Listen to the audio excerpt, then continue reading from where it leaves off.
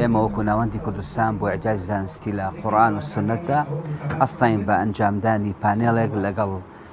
هاوکارانمان لە کۆلێژی پەروەردە بەشی عەرەبی لە زانکۆی چەرموو بە بەڕێوەچوونی ئەم پانێڵە دەربارەی ئیعجازی بەلاغیە لە قورئانی پیرۆزە واتە ڕاوەنبێژی لە قورئانی پیرۆزە کە چەند بابەتێک تیا تەرحەکرێ کە بریتە لە گرنگی ئیعجازی زانستی، گرنگی خوێندنەوەکانی قورئان، گرنگی لایەنی بەلاغی لە تەفسیری قورئانی پیرۆزە، هەروەها گرنگی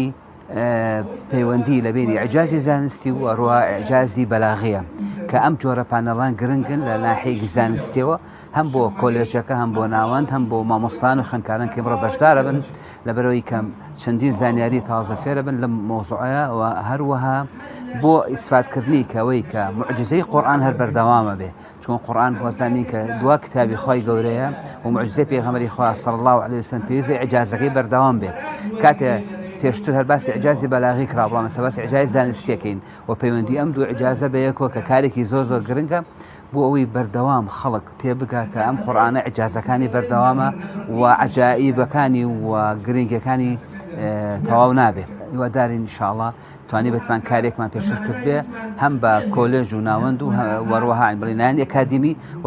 هەروەها بۆ هاوڵاتیان کە ئامادە بن یان دوایی گوێ لێ بن ئینشاءڵڵا ملای ئیسفادەکە. گرنگترین شت کە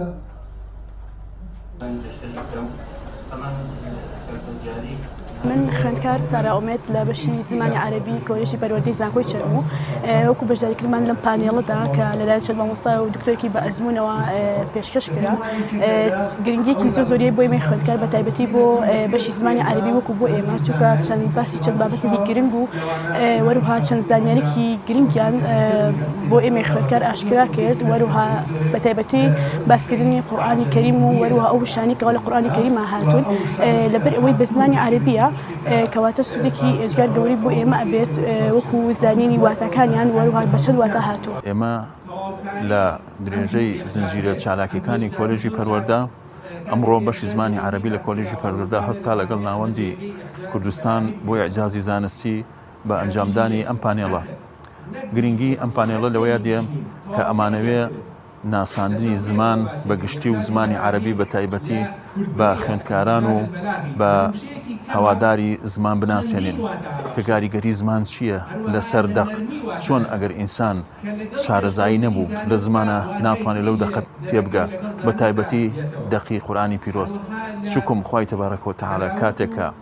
پەیامەکەی ناردووە بۆ بەشەریەت پەیامێکی دیاریکراوی هەبووە ئەگەر شارەزانە بین لە زمانە ناتوانین لەو پەیامی خوای تەبارەکە و تەعالا تێبگەین. هەر لەم وارەوە ئێمە زۆر سوپاسی ناوەندی کوردستانی دەکەین بۆ ئیعجازی زانستی کە هات بەم چالاکیە هەستا. هیوادارین لە داهاتووە کار و چالاکی دیکەمان باشترمان هەبێ. وەکوتم گرنگی ئەم چالاکیە لەوەیە دێ کە خوێندکاران ئەتوانن زیاتر ئاشنا بن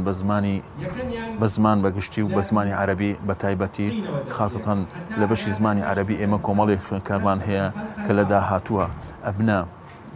تێژوێ ئەبنە ئەندام لە ناوەندی خوێندن لە پەروەردە و زانستە. ڕۆبارەکە و ئومێدواری نەوانەی کە جەنەبدان ئینشاءڵڵا نەتانبینیم وەلەوەدا ئەبیبین و سەرنەجوو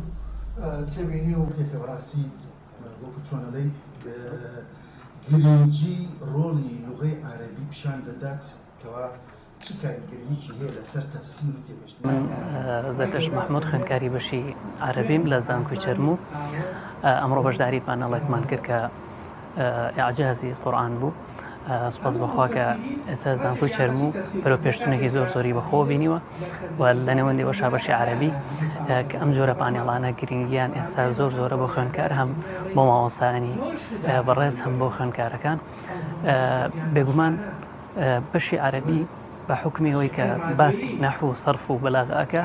و لە نێوەندەشە قورآن و حەدیث کە بەشێکی گرنگی زمانی عەرەبیە ئەم جۆرە پانێڵانە زۆر پێویستن و هیوادارم هەروە بەرەو پێش بڕۆن ڕۆژ بە ڕۆژ ئێمە زانست ناوەستێ زانست لە بەرەو پێشچوونە لەو نێوەندەشە قورآنی پیرۆز کە پێویستە عجاز زیاتری لێ دەربێنێ هەتا زیاتر لێ بکۆنێتەوە زیاتر لی دڵنیا بینەوە و زانستەکانی زیاتر فێرە بین پێویستە ئەم جۆرە پانێڵانە سیمیناری زیاتر بکرێت دەربارەی تێگەیشتنی قورآن و عجازی قورآن.